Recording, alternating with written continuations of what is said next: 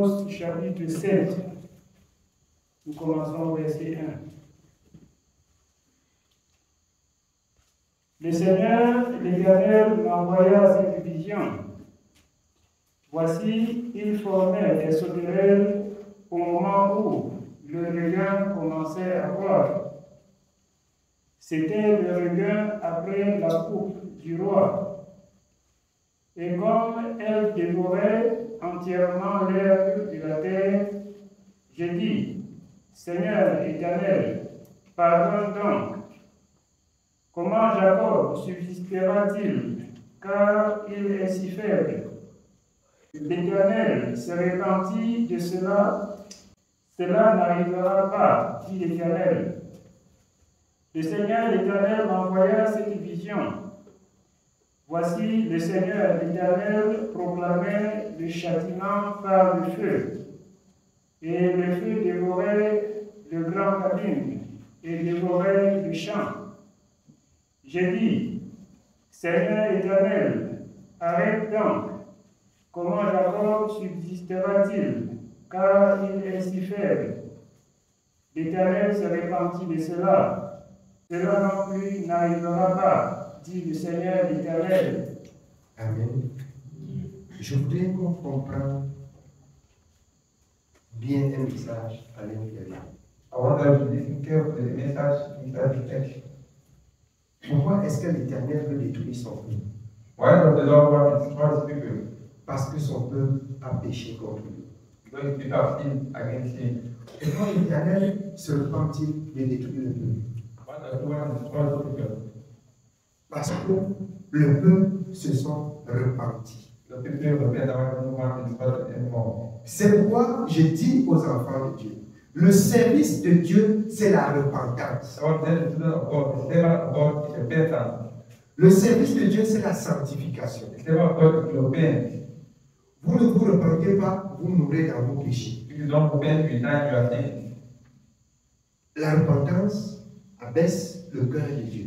Repentance makes the heart of God to come down. Certes, dans Exode, il dit qu'il ne laisse aucun péché impuni. Instead of the Lord remedy was punished. Et il dit aussi qu'il ne met pas dehors celui qui vient à lui. I said, neither put outside he who comes towards him. Dans Jérémie, Jeremiah, il dit, si tu viens à lui de tout ton cœur, if you come to me with all your heart, par moment, Dieu n'avait pas la repentance parce que le cœur est endurci. I said, don't accept repentance because we had our heart. Parce que le cœur est rebelle. Because our heart, we had in it. Parce que le cœur n'est pas sincère Because devant our Dieu. heart is not sincere towards him. La bouche parle, We have faith, mais le cœur s'éloigne. but the heart is far from him. Le cœur se rompt. Le cœur n'accepte pas. Heart does not accept. Le cœur fait la rébellion. Heart makes rebellion. Ainsi, le peuple périt. And heart the people of God perish. Je voudrais qu'on comprenne quelque chose ce soir. That's what we see from this evening. Le service de Dieu, c'est la repentance. Servant of God is repentance. Il retourne, il plaide à l'Éternel. L'Éternel dit, je me repens de la destruction dont j'ai devais faire. He pleaded toward God and God said, okay, I repent for what I want to do. Quand on parle aux enfants de Dieu de la repentance, Let's speak to children of God about repentance. ce n'est pas une flatterie. It's not a function. Je ne manque pas vos péchés. You are saying, Vos péchés ne me nourrissent pas. your sin does not suit me. Vos péchés ne me donnent rien. Your sin does not give me anything. Mais je voudrais être sincère You want to be sincere. dans le service de Dieu que je porte. In the servant of God, you shall guide. Je voudrais dire la vérité à chacun. You want to tell the truth to Je voudrais chacun. laisser chacun exprimer le sentiment de son You cœur. want to teach everyone to Je voudrais que chacun vienne à l'Éternel de tout son You cœur. want to come to the Lord with one heart. Être pardonné. You want to be forgiven. Pour être pardonné. You want to be forgiven. Les autres se repentent, ils cachent d'autres. Some people repent and hide them. Tant pis pour vous. What do you? Tant pis pour vous. What do you? Repentez-vous. Repent. Repentez-vous. Repent. Sanctifiez-vous. Sanctify yourselves. vous restez dans le péché. Vous demeurez dans le péché. Vous mourrez dans vos péchés. You abide in sin, you stay inside, you die in sin. Vous ne trouverez plus grâce devant Dieu. You never find faith toward God. J'ai dit toujours aux enfants de Dieu, dans le livre de Romains 6, I want the children of God in the book of Romans chapter 6. l'apôtre Paul, demeurons dans le péché afin que la grâce sur l'avant, God says, abide in the Lord and wrong. l'au-delà. Happening. Les enfants de Dieu doivent mener une vie de sanctification, de sainteté. Et se repentir, ça, ce sont des personnes qui étaient au service de Dieu. Dieu dit, à cause du péché, je ferai ceci.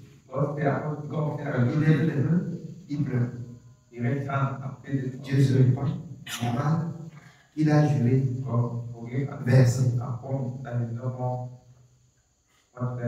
Alors, j'étais en train de parler hier à Audrey qui est assise derrière.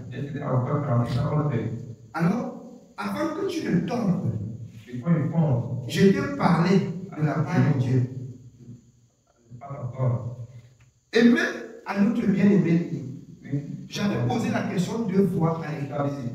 Il y a quel problème? Il y a quel problème entre toi et moi? Rien. Il y a quel problème entre toi et ton mari? Rien. Il y a quoi dans ton cœur? Rien. Ok, c'était à plusieurs reprises. C'est moi qui vais parler à votre place. Si je vais parler, je parle de la part de Dieu, je ne parle pas de votre part. Dieu m'a choisi pour que je parle de sa part. Je ne parle pas pour les hommes. Je parle pour Dieu. Si vous gardez vos péchés, vous mourrez dans vos péchés. Comprenons encore bien. Le service de Dieu, c'est la repentance. Le service de Dieu, c'est la sincérité. C'est être vrai en toi-même. Quand tu dis que c'est vrai, il faut que dans ton cœur, que ce soit vrai. C'est ainsi que tu trouves grâce aux yeux de l'Éternel. Si ton cœur n'est pas droit, ce que tu dis même, si tu dis même la vérité et que la vérité n'est pas dans ton cœur, ça va détruire ta vie. Sois sincère, sois juste, sois vrai. Jésus-Christ étant celui-là que Dieu a mandaté pour montrer le chemin au peuple de Dieu, a été vrai dans toute sa conduite. C'est pourquoi l'apôtre Pierre a dit, plus que celui qui vous a appelé est saint. Vous aussi soyez saints dans toute votre conduite. Si vous mourrez pour la vérité, vous avez une vie après la mort. Mais si vous mourrez pour le mensonge, vous avez une mort après la mort. Que ça vous plaise ou pas. Le service de Dieu, c'est la repentance. Le service de Dieu, c'est la sanctification. Beaucoup de vos bien-aimés ont dit que je fais comme si je connais beaucoup. Mais je vois aujourd'hui que beaucoup sont dans la perdition. Parce que je faisais comme si je connaissais beaucoup. Il n'y a personne qui connaît beaucoup. Chaque personne qui connaît en partie. Je ne connais même pas. Comme il faut connaître. Mais je travaille pour connaître. Je travaille pour comprendre. Je travaille pour servir. Je travaille pour être utile à Dieu. Si vous voulez, vous prenez la chaise, vous vous asseyez pour regarder mes défauts. Chaque jour que Dieu va me présenter mes défauts, je vais me repentir. Et c'est ainsi que vous allez me voir entrer dans le royaume. Asseyez-vous pour regarder votre vie. Asseyez-vous pour regarder dans votre vie. Vous ferez bien de servitude. Amen. Amen. Amen. Oui, bien aimé, on continue.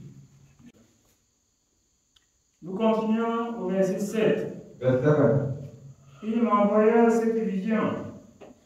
Voici, le Seigneur se tenait sur un mur tiré au cordeau, et il avait un niveau dans la main.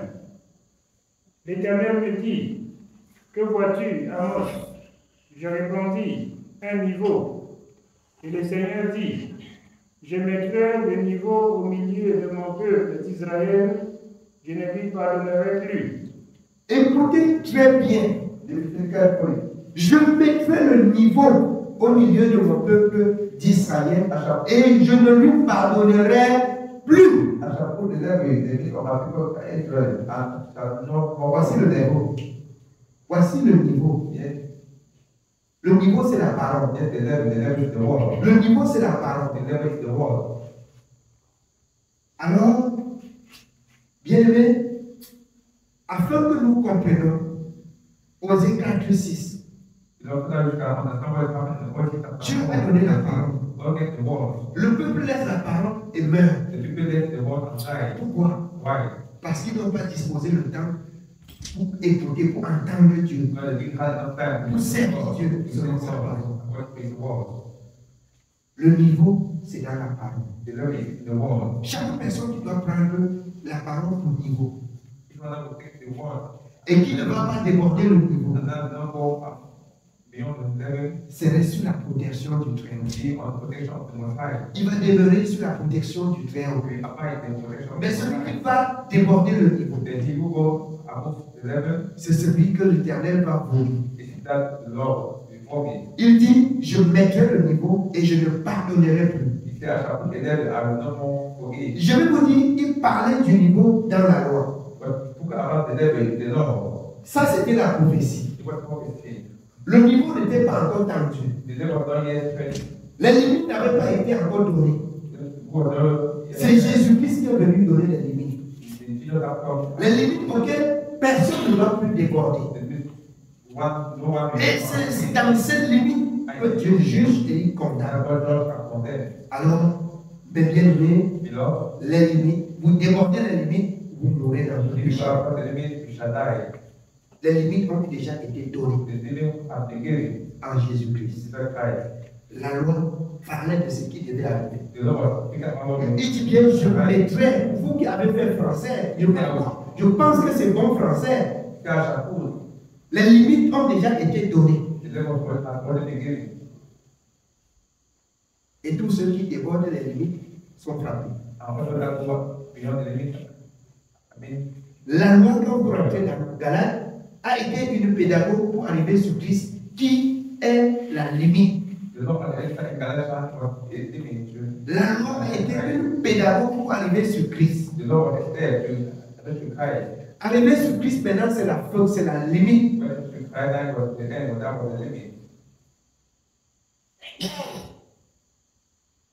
Jésus-Christ reviendra, plus pour donner les limites, mais pour enlever l'Église. Que celui qui a des oreilles entende bien. Oui, bien. Nous continuons au verset 8. L'Éternel me dit, que vois-tu, Amos? Je répondis, un niveau. Et le Seigneur dit, je mettrai le niveau au milieu de mon peuple d'Israël, je ne lui pardonnerai plus. Les hauts lieux d'Isaac seront ravagés. Je voudrais qu'on comprenne bien, peut-être qu'on peut avancer sans comprendre. Quand on parle du niveau, c'est quoi? Non, répondez rapidement, on continue. Quand on parle du niveau, c'est quoi? Hein? C'est un outil de mesure. Un outil de mesure. Parce que j'ai comme l'impression que beaucoup n'ont pas compris. C'est un outil de mesure. L'outil de mesure, là, c'est la parole. C'est ce que je veux dire. Même pour celui qui comprend, il fait semblant de ne pas comprendre. Je parle comme ça pour que vous compreniez pas. L'outil de mesure, c'est la parole. Oui, bien aimé. Au verset 9.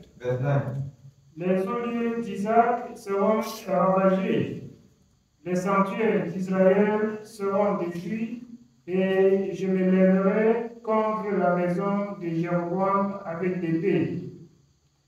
Alors Amasia, prêtre de Bethel, fit dire à Jéroboam, le roi d'Israël, Amos conspire contre toi au milieu de la maison d'Israël. Le pays ne peut supporter toutes ces paroles, car voici ce que dit Amos. Jéroboam mourra par l'épée et Israël sera emmené captif loin de son pays. Pourquoi cela? Voilà, plus maintenant Amos. Il parle de la part de l'Éternel. Et on veut tirer des complots contre lui.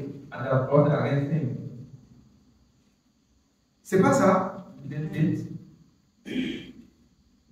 Voici ce que je vais aller dire. Ce que tu es en train de dire là, c'est dangereux pour elle. Oh, l'Éternel parle de traiter ainsi le peuple rebelle. Mais au lieu de réfléchir sur sa vie, il voit plutôt l'homme de Dieu qui parle. Il veut se retourner contre l'homme de Dieu qui parle.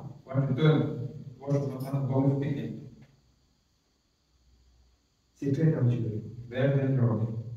L'homme devrait écouter son Créateur et rien que son Créateur. Si quelqu'un vient te dire que tu vas mourir et que Dieu dit que tu vas vivre, pourquoi tu dois t'en prendre à lui? C'est que tu es très insensible.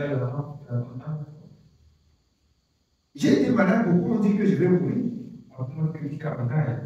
Mais j'ai dit que si je meurs, je ne me repose de rien. Pourvu que je meure et que Dieu prend ton âme.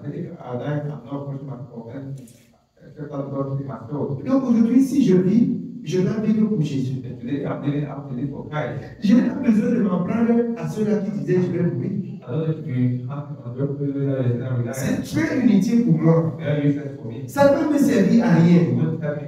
Ceux-là viennent entrer à l'église et je dis que Dieu pardonne et je les embrasse pour qu'on serve Dieu. Parce qu'il y a un temps pour toutes choses. Le temps où l'homme doit haïr, le temps où l'homme doit être ignorant.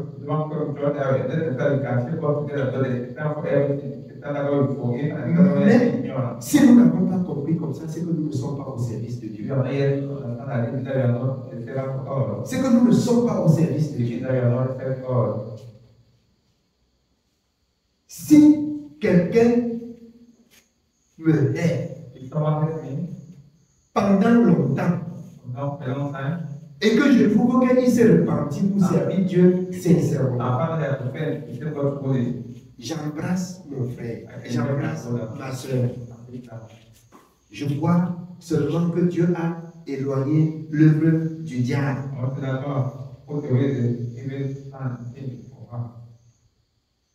Je suis prêt à recevoir tout type de personnes qui acceptent Jésus. Même s'il était méchant comme moi, je suis prêt à les embrasser. Même tous ceux qui disaient qu'il va mourir, qui ont dit il est ceci, il est cela, je suis prêt. Quand on se convertit, je ne viens pas cette fois-ci pour qu'on aille dans le monde. Même qu'on serve Jésus. Si ce n'est pas dans le service de Jésus, on va redevenir encore les ennemis. Parce que je suis un ennemi de l'injustice. Je hais la conduite des pécheurs. Les méchants là, ils ne vont pas s'attacher à moi. La mauvaise compagnie corrompt les bonnes mœurs. Si quelqu'un s'est repenti qui marche sur la voie du Seigneur, on va marcher ensemble. Si c'est repenti, je discerne qui ne marche pas sur la voie du Seigneur, on va redevenir les ennemis. Parce que je suis un ennemi de l'injustice. L'injustice ne doit pas régner au milieu du peuple de Dieu. L'injustice, c'est l'œuvre du diable. Nous avons vomi tous les œuvres du diable. Devenons des enfants de lumière. Amen. Oui, bien. Nous sommes au verset 12. Et Amaziah dit à Amos, homme à vision, va-t'en, fuis dans le pays de Juda, mange-y ton pain, et là tu prophétiseras. Mais ne continue pas à prophétiser à Bethel, car c'est un sanctuaire du roi, et c'est une maison royale. Ne dis pas la vérité ici. Ne continue plus à dire la vérité ici. C'est ça. C'est ainsi qu'on refoule celui qui parle de la part de Dieu. Et si on ne fait pas attention, on verra que toutes ces mauvaises paroles aujourd'hui s'accomplissent au milieu du peuple de Dieu. Vous voulez bien faire et dire voici comment nous devions marcher pour être agréables à Dieu. Ça devient, oh, il connaît pas, oh, il est là pour juger, il est là pour condamner.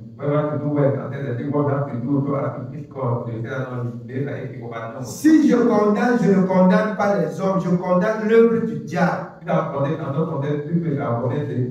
condamne l'œuvre de l'ennemi. Et si la créature de Dieu s'attache à l'œuvre de l'ennemi, ils partent ensemble. Ce que j'ai condamné là, ça arrive. Ça me regarde plus. Mais celui qui se convertit et qui n'est plus dans le nord, on se retrouve dans la lumière. C'est ça l'œuvre de la justice. Amen. Oui, bien. Au verset 14, Amos répondit à Amaziah, je ne suis ni prophète, ni fils de prophète, mais je suis berger et je cultive des sycomores. Dieu lui a pris derrière les bergers pour qu'il vienne parler la vérité. Il dit, je ne suis prophète ni fils du prophète. Je suis quitté derrière les bergers. Je suis berger. Comme vous me chassez comme ça. Comme vous ne voulez pas entendre la vérité.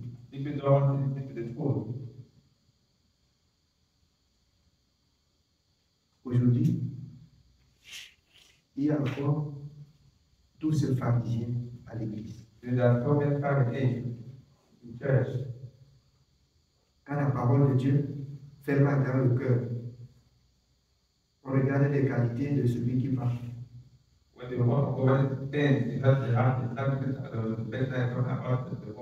On commence à fouiller tous ces œuvres pour lui chercher à lui condamner aussi. On regarde la biographie de sa vie pour le condamner. Celui qui va passer le temps à regarder ma vie, moi je vais passer le temps à regarder ce que Jésus a dit.